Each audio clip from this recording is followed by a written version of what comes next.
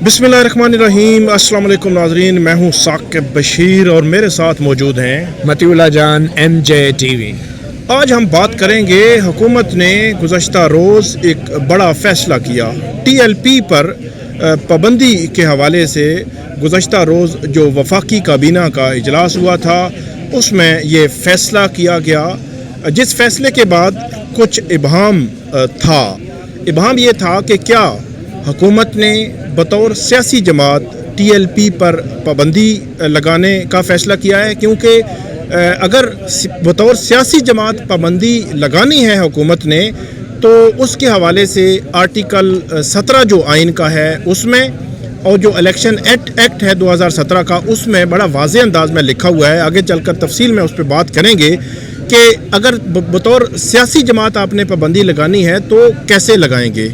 लेकिन हुकूमत की जानिब से जो वफाकी काबीना का इजलास हुआ उसके बाद में जो उनकी जानिब से इलामिया जारी किया गया और आज उसका नोटिफिकेशन जारी किया गया, तो उसके मुताबिक हुकूमत ने इंसदादे दहशतगर्दी कानून यानी कि एंटी टेररिज्म एक्ट जो 1997 का है उसके तहत तंजीम पर पाबंदी लगाई है। TLP पर बतौर तंजीम पाबंदी लगाई है। तो ये जो एक थोड़ी सी कन्फ्यूजन है कि बतौर तंजीम पाबंदी लगाने से कौन से हुकूक जो TLP के हैं वो सल्ब हो जाएंगे, लेकिन बतौर पॉलिटिकल पार्टी वो बरकरार रहेगी। तो हुकूमत को पॉलिटिकल पार्टी अगर वो ख़त्म करना चाहते हैं, ये पाबंदी लगाना चाहते हैं, तो फिर प्रोसीजर क्या होगा।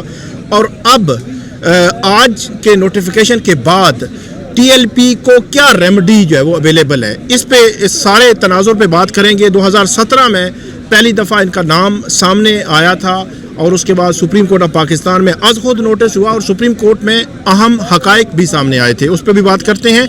और साथ ही हमारा मौजू होगा सोहेल खान आफरीदी, जिनको कल जो इस्लामाबाद हाई कोर्ट का ऑर्डर था उस ऑर्डर के बावजूद उनको अडयाला जेल में मुलाकात नहीं करने दी गई। आज सोहेल खान आफरीदी चारसदा में खड़े होकर बहुत ही खौफनाक किस्म की बात कर रहे हैं कि उनको कौन सा मैसेज कम्युनिकेट किया गया है। इस सारे जो है वो तनाजुर पे हम बात करते हैं। मतीउल्लाह जान साहब बहुत शुक्रिया। सबसे पहले तो ये बताएं कि जो TLP पर पाबंदी का हुकूमत का जो फ़ैसला है, इस फ़ैसले में शुरू में कुछ और समझा गया और अब सिचुएशन कुछ और सामने आई है। ऐसे लगता है कि कहीं 2021 में भी जो PTI की हुकूमत वज़ीर-ए-आज़म इमरान खान थे तो उसकी वफाकी काबीना ने भी मंजूरी दे दी थी और इस तरह ये मामला 6 महीने चलता रहा और उसके बाद वो जो है पाबंदी वापस ले ली गई थी। कहीं उस कन्फ्यूजन इसलिए रखी गई है कि पॉलिटिकल पार्टी पर पाबंदी नहीं लगा रहे, तंजीम पर पाबंदी लगा रहे हैं और ये फिर जो है वो कहीं रिवर्सल का कोई चांस तो नहीं है। इस वाले से कानूनी पहलू जो है वो बताएं। साकिब साहब, पहली बात तो ये है कि आईन पाकिस्तान जो है वो किसी भी कानून पे मुकद्दम है और आईन पाकिस्तान का जो आर्टिकल 17 है उसमें जो रजिस्टर्ड सियासी जमातें हैं उनको पाबंदी सिर्फ एक सूरत में लगाई जा सकती है कि वफाकी हुकूमत उन एक एलामिया जारी करे और किसी भी सियासी जमात पर पाबंदी लगाए, जिसके एलामिया के 15 दिन के अंदर ये मामला सुप्रीम कोर्ट को भेजे और फिर सुप्रीम कोर्ट ये फैसला करेगी कि आया इस सियासी जमात पर लगाएगी पाबंदी दुरुस्त है या नहीं। अब ये बात इसलिए भी ज़्यादा अहम है समझना कि TLP बतौर एक सियासी जमात इलेक्शन कमीशन के पास रजिस्टर्ड है और ये मई 2017 में बतौर सियासी जमात इलेक्शन कमीशन के पास रजिस्टर हुई है। और अगर एक सियासी जमात इलेक्शन कमीशन के पास रजिस्टर होती है, वो इलेक्शन लड़ती है और उसके कुछ अरकान सूबाई असम्बलियों के रुकन बनते हैं, तो क्या एक उसकी तंजीम पर पाबंदी लगा देने से क्या TLP बतौर सियासी जमात काम करना बंद करने की पाबंद है? अब ये वो सवाल है जिसका अभी हमें जवाब नहीं मिला, मगर ये जानना बहुत ज़रूरी है कि ये जो TLP पे पाबंदी है, जैसा कि आपने पहले भी कहा कि इमरान खान के दौर में भी इस पे पाबंदी लगी, मगर TLP की जो तारीख़ है वो बड़ी ही दिलचस्प है। ये वो TLP है जिसके बारे में ये एक अंदेशा था, ये एक तासुर था कि शायद खुफिया अदारे इसके पीछे हैं। और जो 2017 में फैज़ाबाद का धरना हुआ था जिसमें उस वक्त के DGI जनरल फैज़ जो हैं وہ گارنٹر بنے, ڈی جی سی جنرل فیض جو تھے وہ گارنٹر بنے تھے, اور انہوں نے بالوساطت دستخط بھی کیے تھے اس معاہدے پر جو شاہد خاقان عباسی اور فیض آباد دھرنا کے احتجاج کرنے والوں کے بیچ معاہدہ ہوا تھا. اور اس کے بعد سپریم کورٹ میں بھی یہ معاملہ ٹیک اپ ہوا. قاضی فائز عیسیٰ اور جسٹس مشیر عالم نے ایک تفصیلی فیصلہ دیا اس دھرنے کے حوالے سے, اور اس میں بھی مختصراً انہوں نے یہی کہا کہ جو خفیہ ادارے ہیں وہ اپنی حدود میں رہ کر کام کریں, اور انہوں نے بہت سارے ایسے واقعات کی نشاندہی کی جس میں انہوں نے یہ واضح طور پہ قرار دیا کہ کچھ ادارے اور خاص طور پہ فوج کے کچھ اہلکار سیاسی سرگرمیوں میں ملوث ہیں, اور انہوں نے اس معاہدے کے اوپر بھی تنقید کی کہ جس میں ایک جنرل کو, باوردی جنرل کو ضامن بننا پڑا, بالوساطت کے طور پہ اس معاہدے پہ دستخط کرنا پڑے جو فیض آباد دھرنا کے بعد ہوا تھا. تو یہ جو فیصلہ ہے یہ بڑا دلچسپ ہے. قاضی فائز عیسیٰ کا یہ فیصلہ, یوں تو ان کے بہت سے کام اس فیصلے کے بعد اچانک انہوں نے کلا بازی کھائی اور اسٹیبلشمنٹ کی جھولی میں جا گرے, مگر اس سے پہلے یہ جو فیض آباد دھرنے کا فیصلہ تھا اس میں یقیناً انہوں نے بر وقت خبردار کیا تھا مذہبی شدت پسندی کے حوالے سے پاکستان کی ریاست کو اور ریاست کے اداروں کو. تو یہ جو فیصلہ ہے اس کے چند میں اقتصابات اگر آپ کو پڑھ کے سنا دوں, یہ بڑے دلچسپ ہیں, اور اس میں واضح طور پہ یہ قاضی فائز عیسیٰ اپنے ججمنٹ میں انہوں نے لکھا ہے کہ اگر ایک پولیٹیکل پارٹی جو ہے وہ غیر ملکی امداد سے چلتی ہے یا پھر ایسا کام کرتی ہے جس سے پاکستان کی سلامتی اور خود مختاری کو خطرہ ہو, تو پھر الیکشن کمیشن آف پاکستان کے پاس یہ آئینی طور پہ بھی اور الیکشن ایکٹ کے تحت بھی یہ اختیار ہے کہ اس حوالے سے وہ ریفرنس وفاقی حکومت کو سیکشن 212 کے تحت الیکشن ایکٹ 2017 میں جو ہے اس کو بھیج دے وفاقی حکومت کو. اور جب یہ وفاقی حکومت کو ریفرنس جائے گا کہ پولیٹیکل پارٹی جو ہے یہ غیر ملکی امداد سے چلنے والی ہیں, تو پھر اس کے بعد 15 دن کے اندر وفاقی حکومت جو ہے وہ ایک نوٹیفیکیشن جاری کرے گی, اور جو وفاقی حکومت اگر یہ اعلامیہ جاری کرتی ہے کہ یہ غیر ملکی امداد سے چلنے والی پارٹی ہے تو 15 دن کے اندر اس اعلامیے کے وہ سپریم کورٹ میں معاملہ بھیجے گی. اور اگر سپریم کورٹ نے بھی وفاقی حکومت کے اس اعلامیے کو جائز قرار دیا, درست قرار دیا, تو پھر وہ جو سیاسی جماعت ہے وہ تحلیل ہو جائے گی. مگر یہ معاملہ سیاسی جماعت کے حوالے سے تھا. سپریم کورٹ نے کسی بھی سیاسی جماعت کو بطور ایک تنظیم کالعدم جماعت قرار دینے کا جو اختیار ہے اینٹی ٹیررسٹ ایکٹ میں, اس کے حوالے سے کوئی آبزرویشن یا فیصلہ ابھی تک سامنے نہیں آیا. اور یہ ابھی ابہام موجود ہے کہ اگر وہ بطور تنظیم ان پہ پابندی لگائی گئی ہے تو وہ بطور سیاسی جماعت کیا وہ کام جاری رکھ سکتے ہیں؟ کیونکہ سیاسی جماعت ختم کرنے کا پورا ایک پروسیجر آئین نے الگ سے دیا ہے, تو اگر کالعدم کرنے سے سیاسی جماعت ختم ہونی ہے تو وہ پروسیجر کہاں جائے گا آرٹیکل 17 کا؟ دیکھیں, اور یہ قاضی فائز عیسیٰ کے اس ججمنٹ کے اندر بڑی دلچسپ باتیں تھیں, کیونکہ یہ وہ وقت تھا 2019 کا کہ جب ٹی ایل پی کے حوالے سے, جیسا میں نے پہلے کہا, خدشات تھے کہ خفیہ ادارے بھی اس کے پیچھے ہیں, اور بہت ساری قوتیں جو ہیں وہ نون لیگ کی حکومت کو گرانے کے لیے متحرک تھی, جس میں ٹی ایل پی بھی بظاہر پیش تھی. تو اس فیصلے میں قاضی فائز عیسیٰ لکھتے ہیں کہ سیکرٹری الیکشن کمیشن اور جو director general law election commission کے تھے, انہوں نے اس بات کی تصدیق کی کہ جو ٹی ایل پی ہے جب اس سے ان کے جو آمدنی اور اخراجات کا تخمینہ مانگا گیا, ان سے ان کی مالیاتی حساب کتاب مانگے گئے, تو ٹی ایل پی نے وہ تعاون نہیں کیا. اور جہاں تک الیکشن کمیشن کے اختیار کا تعلق ہے کہ اگر کوئی تعاون نہیں کرتا, اپنے مالی اخراجات کا اور کھاتہ جات جو ہیں وہ الیکشن کمیشن سے شیئر نہیں کرتا, تو الیکشن کمیشن کیا کر سکتا ہے؟ تو اس حوالے سے سپریم کورٹ کا یہ فیض آباد دھرنا کیس کا فیصلہ کہتا ہے کہ الیکشن کمیشن کے ڈی جی اور سیکرٹری نے یہ بتایا کہ یہ جو قانون میں اختیار دیا گیا ہے الیکشن کمیشن کا, یہ محض دکھاوے کا, یہ کاسمیٹک ان نیچر یہ اختیار ہے کہ وہ ایسی صورت میں کسی سیاسی جماعت کے خلاف کارروائی کر سکتا ہے. پھر اس میں انٹیلیجنس ایجنسیوں کی بھی رپورٹ تھی, اور اس رپورٹ کا بھی خلاصہ یہ تھا کہ یہ جو سورس ہے اس کے ذرائع ہیں ٹی ایل پی کے آمدن کے, اور اس کا جائے کار ہے یا پتہ ہے وہ جو لیڈرشپ کی, اس کے بارے میں آئی ایس آئی نے جو رپورٹ دی ہے. مگر اس سوال کا جواب آئی ایس آئی نے نہیں دیا کہ کیا یہ تنظیم یا یہ سیاسی جماعت انکم ٹیکس ادا کرتی ہیں اور کیا ان کے کوئی بینک اکاؤنٹس ہیں. اس پہ ISI نے یہ کہا تھا کہ ہمارا یہ مینڈیٹ نہیں ہے, یعنی کہ ISI کا یہ مینڈیٹ نہیں ہے کہ وہ سیاسی جماعتوں کے اکاؤنٹس یا بینکس کے حوالے سے کوئی معلومات 2017 کی یہ رپورٹ 2017 کی رپورٹ ہے. بہرحال اس وقت بھی قاضی فائزہ نے ISI کی اس رپورٹ پہ یقین نہیں کیا اور یہ کہا کہ یہ بڑی حیران کن بات ہے کہ ISI جیسا ادارہ کہہ رہا ہے کہ ہمیں پتہ ہی نہیں ہے کہ TLP کے اکاؤنٹس ہیں وہ کیا ہیں اور ان کے اخراجات کیا ہیں اور ان کی ذرائع آمدن کیا ہے. اس کے بعد اٹارنی جنرل فار پاکستان کو کہا گیا تھا اور پھر ISI نے یہ بھی کہا کہ یہ ہمارا مینڈیٹ نہیں ہے. تو جس پہ اٹارنی جنرل سے قاضی فائزہ نے پوچھا تھا کہ حکومت بتائے کہ ISI کا مینڈیٹ کیا ہے, اور پھر اس سوال کے جواب میں حکومت کی طرف سے اٹارنی جنرل نے سپریم کورٹ کو بتایا تھا کہ یہ ایک لفافہ ہے جی, یہ سیل بند لفافہ ہے, اس میں ISI کا مینڈیٹ ہے لیکن اس کو آپ کھول کے پڑھ سکتے ہیں لیکن اس کو پبلک نہیں کر سکتے. جس پہ قاضی فائزہ نے ایک طویل پھر حوالے دیے پوری دنیا کے انٹیلیجنس ایجنسیوں کے متعلق جو قوانین تھے کہ کہیں بھی پوری دنیا میں جو ایجنسیوں کا مینڈیٹ ہوتا ہے وہ خفیہ نہیں ہوتا, جس میں ناروے, یونائٹڈ کنگڈم, امریکہ اور نیوزی لینڈ, آسٹریلیا اور کینیڈا کے ممالک کی خفیہ اداروں کے حوالے بھی تھے. پھر آگے جا کے قاضی فائزہ نے ایئر مارشل اسکر خان کے اس کیس کا بھی حوالہ دیا جس میں انہوں نے حلفیاً کہا تھا کہ یہ ISI نے 1990 میں جو الیکشن چوری کیے اور اس میں پیسے بانٹے گئے, IGI بنائی جس کے سربراہ نواز شریف تھے, اس کے حوالے سے بھی سپریم کورٹ نے کہا تھا کہ یہ سیاسی سرگرمیاں, یہ غیر قانونی سرگرمیاں ہوتی ہیں اور یہ سپریم کورٹ کی ججمنٹ کا حصہ ہیں. اور پھر DG SPR کے حوالے سے بھی انہوں نے کہا کہ یہ جو DG SPR ہیں انہوں نے بھی یہ کہا کہ ایک سوال کے جواب میں کہ 2018 کے الیکشن جو تھے وہ ٹرانسپیرنٹ تھے اور شفاف تھے.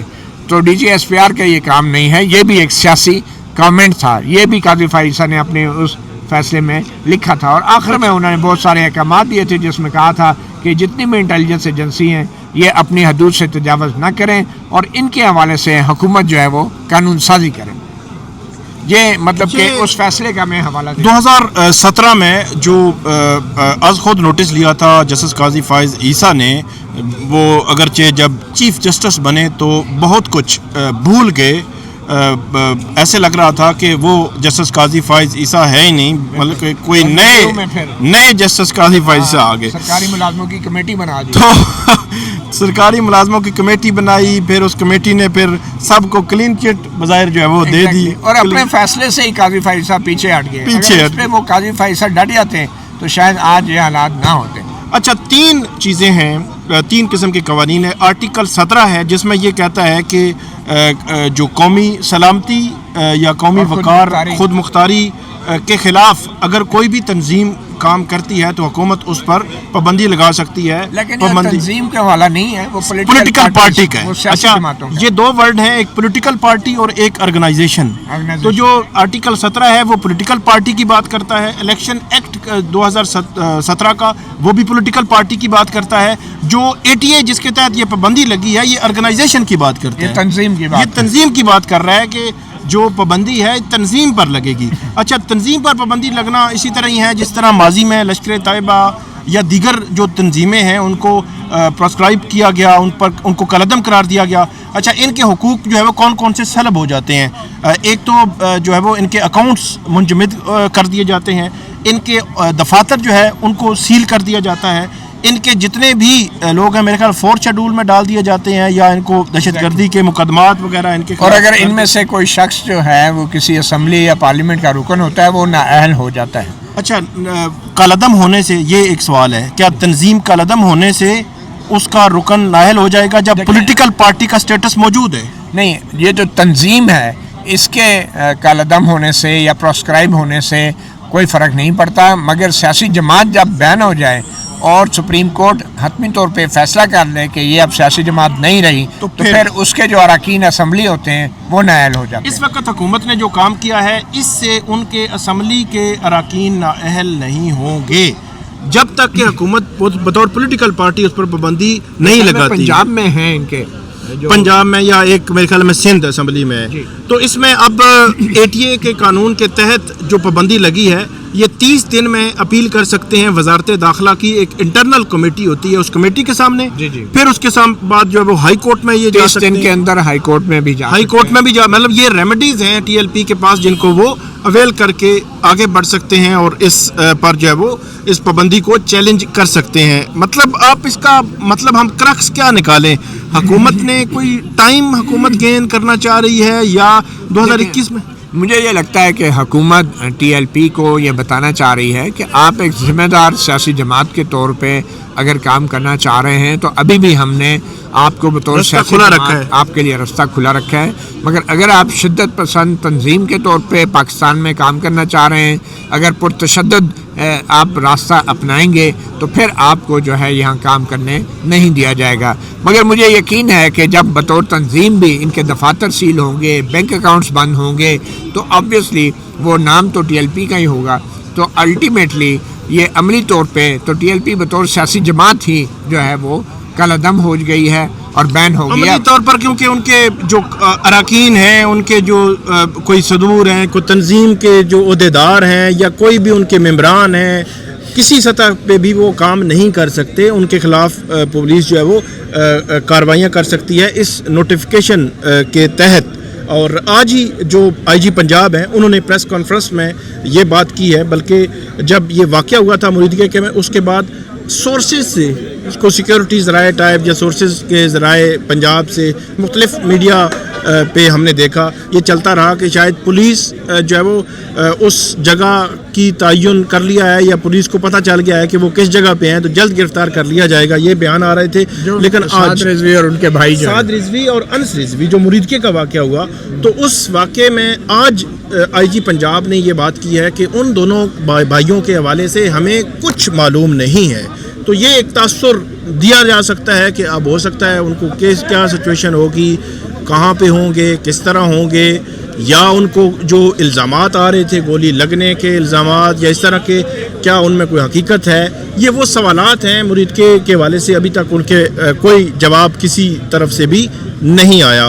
تو یہ ساری جو ہے وہ صورتحال ہے ٹی ایل پی پر پابندی کے حوالے سے. اب آگے بڑھتے ہیں. سہیل خان آفریدی کل اسلام آباد ہائی کورٹ کے چیف جسٹس سرفراز ڈوگر، جسٹس ارباب محمد طاہر، جسٹس اعظم خان، انہوں نے جو ملاقاتوں کے کیسز لگا رکھے تھے، لیکن ایسے لگتا ہے کہ کل جب لارجر بینچ بیٹھا تو یہ پہلے سے طے تھا کہ ہم نے صرف ایک کیس سننا ہے، اور وہ کیس ہے انٹرا کورٹ اپیل پنجاب حکومت کی، اور وہ ہے شک 265 جو رول 265 ہے، جو قواعد و ضوابط ہیں جیل کے مینول کے جیل کے حوالے سے.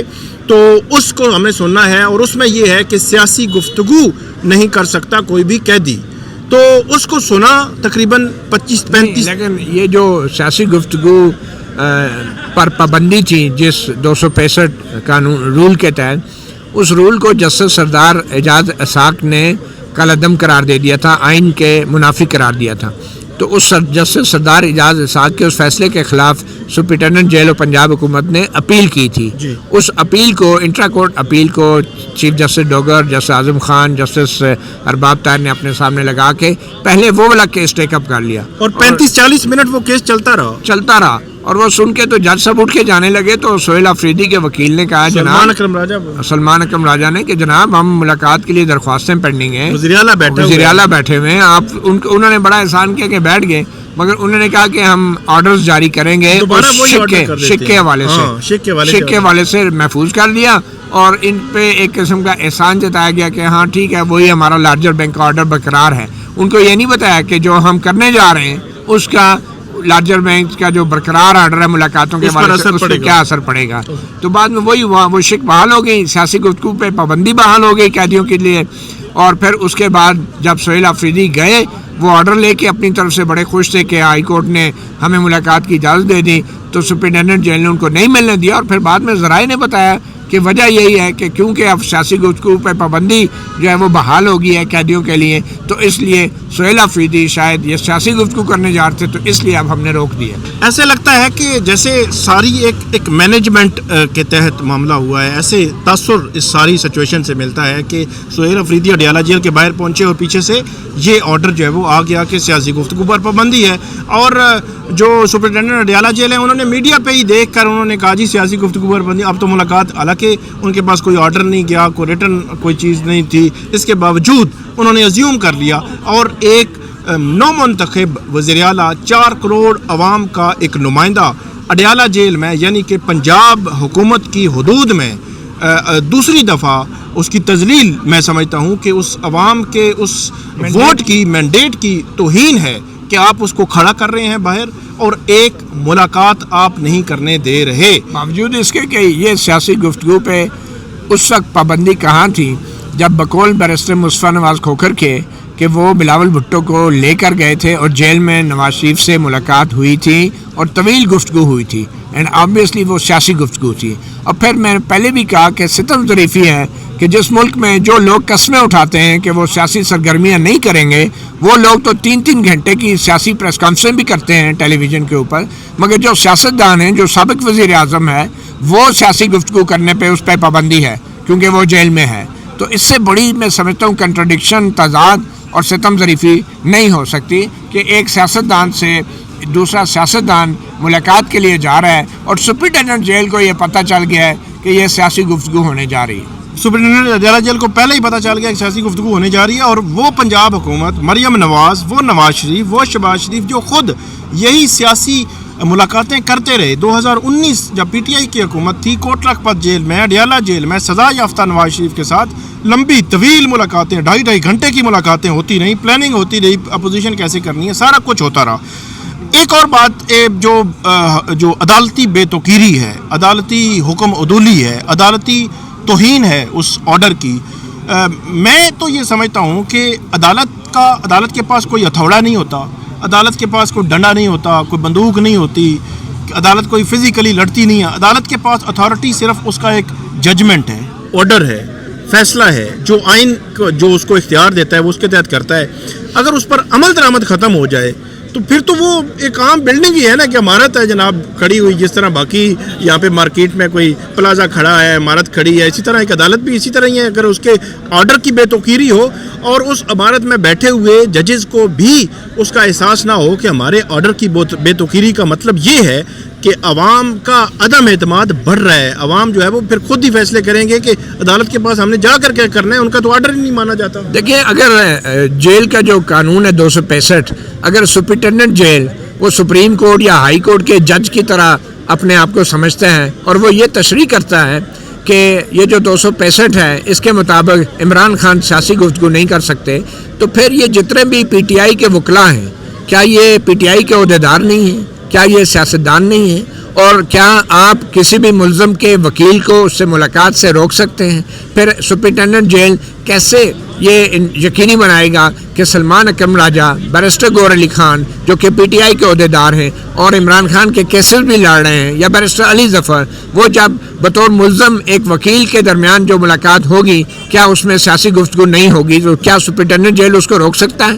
تو اگر سلمان اکرم راجہ بطور سیاستدان اور پارٹی عہدیدار اور بیرسٹر گور علی خان یا بیرسٹر علی ظفر یا دیگر جو وکلاء حضرات ہیں وہ اگر عمران خان سے بطور پی ٹی آئی کارکن اور لیڈر ملاقات کرتے ہیں تو پھر سہیل آفریدی کیوں نہیں مل سکتا؟ وہ تو 4 کروڑ عوام کا منتخب وزیر اعلیٰ ہے، اس کی ملاقات کا حق تو پہلے بنتا ہے. تو سپرنٹینڈنٹ جیل یا عدالت کے کسی جج کو کیا غرض ہونی چاہیے کہ جب کوئی ملاقاتی کسی قیدی کا یا ملزم کا آتا ہے تو وہ اس کے درمیان کیا بات ہوتی ہے؟ اور یہ میں پہلے بھی بات کر چکا ہوں، وکلا کے بیچ اور جو ملزم کے بیچ جو گفتگو ہوتی ہے وہ اس کی پریویلیج کمیونیکیشن ہوتی ہے، وہ پرائیویسی ہوتی ہے، وہ اس کو خفیہ رکھا جاتا ہے ساری مہذب دنیا کے اندر.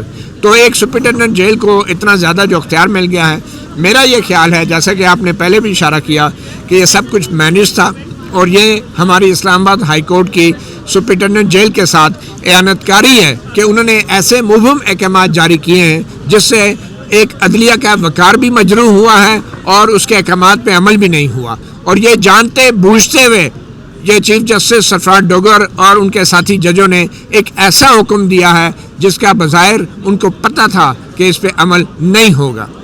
اور وہ عمل اپریل 2025 سے آنورڈ جو ہے وہ 24 مارچ کے اس آرڈر پر عمل نہیں ہو رہا تھا. رانا ثناءاللہ صاحب نے کل رات ایک بات کی ہے، ایسے لگتا ہے رانا ثناءاللہ صاحب جب سے اعجاز چودھری صاحب کی جو ان پر جو ہے وہ سزا ہوئی اور ان کے جو وجہ سے بطور سینیٹر ان سے نشست لے کر رانا ثناءاللہ صاحب کو گفٹ میں ملی ہے، تب سے رانا ثناءاللہ صاحب کا بھی تھوڑا سا بدل گیا ہے رویہ.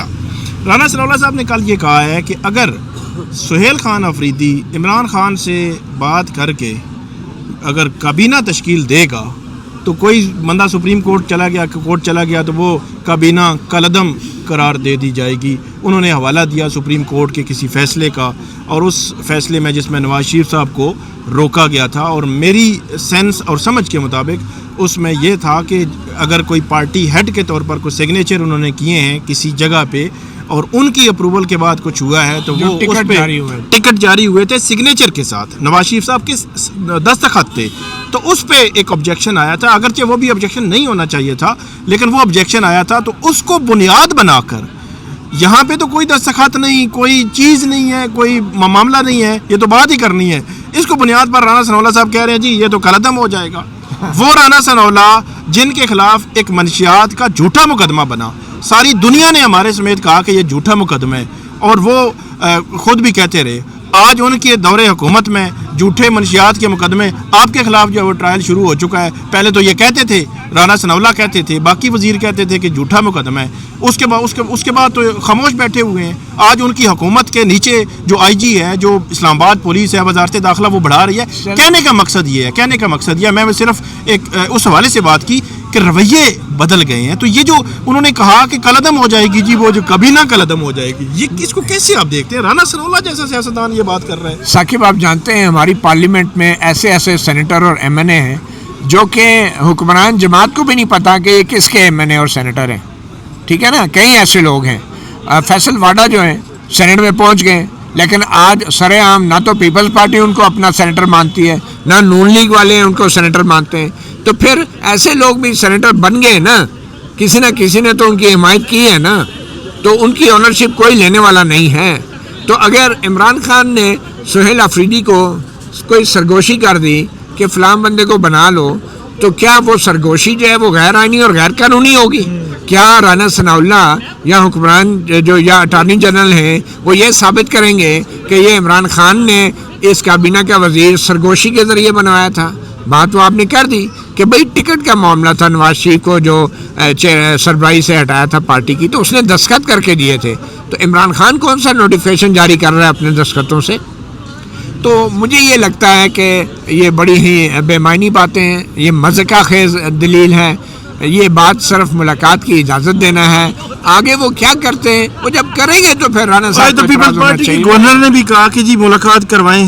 گورنر وہ پنجاب کے بیٹھے ہوئے تھے, انہوں نے کہا کیا آپ نے جو وہ مطلب آپ فری کا مذاق بنایا ہوا, آپ فری کا ہیرو بنا دیا آپ نے. اچھا, ان کو بھی اب سمجھ آئیے کہ ہیرو بنا دیا ہے. اس کی نامینیشن ہوئی, انہوں نے پریس کانفرنس کر کے مخالفت کی. اس کا آگے الیکشن ہونے جا رہا تھا, انہوں نے کہا ہم نہیں بننے دیں گے. اس نے الیکشن کرا کے کہا حلف نہیں لیں گے, حلف بھی ہو گیا, اب کبھی نہ نہیں بننے دیں گے. اب بظاہر تو حکومت خود جو ہے وہ سارا کریٹ کر رہی ہے نا تاکہ وہ ہیرو بنے.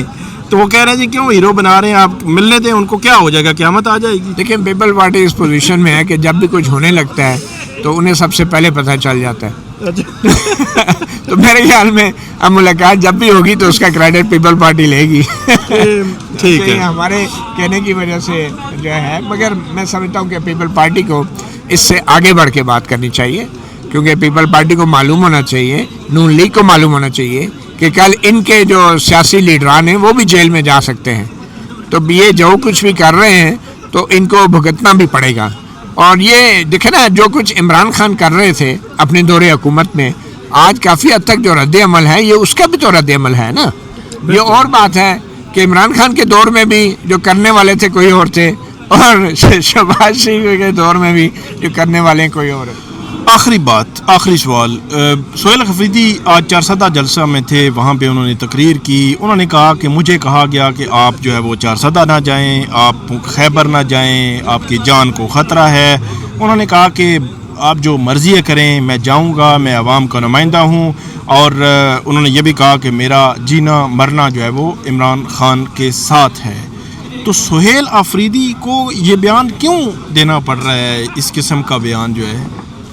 دیکھیں, یہ ایک بڑا آسان طریقہ ہے, اور اس بات کا گلہ صرف پی ٹی آئی نہیں کر رہی بلکہ آصف زرداری بھی ایسی ہی صورتحال سے دوچار رہے ہیں.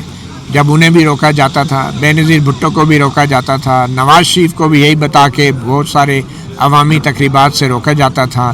सियासतदानों का और वोटरों का और आवाम का उनका चोली दामन का साथ है, मगर इस वक्त सूरत हाल ये है कि एक सोचे समझे साजिश और मंसूबे के तहत सियासी जमातों को, सियासतदानों को आवाम से दूर किया जा रहा है और आवाम के बीच में और सियासी जमात और सियासतदानों के बीच में एक नफ़रत की दीवार खड़ी की जा रही है।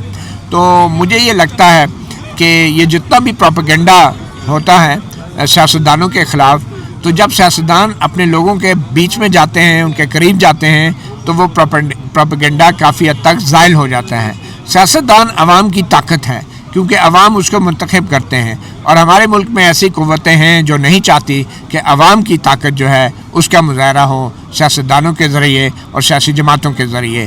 तो इस तरह के थ्रेट अलर्ट जो हैं वो जारी ज़रूर होते हैं और चूँकि आज तक हमें फिर बाद में पता नहीं चलता, जैसे कि बेनज़ीर का नहीं पता चला कि असल मुजरम कौन था, तो इसलिए इन थ्रेट अलर्ट्स की अहमियत और भी बढ़ जाती है। मगर जिस रोज़ ये पता चल गया कि असल में बेनज़ीर को कातिल कौन है, जिस रोज़ ये पता चल गया कि माजी में जो भी सियासी शख्सियात पे हमले हुए और जो लोग कत्ल हुए उनके कातिल कौन हैं, उसके बाद इन थ्रेट अलर्ट्स की हैसियत भी सामने खुल जाएगी। बहुत शुक्रिया मतीउल्लाह जान साहब। नाज़रीन, हम आपको मज़ीद भी अपडेट करते रहेंगे, हमें आप फ़ीडबैक दीजिएगा। अल्लाह हाफ़िज़। अल्लाह हाफ़िज़।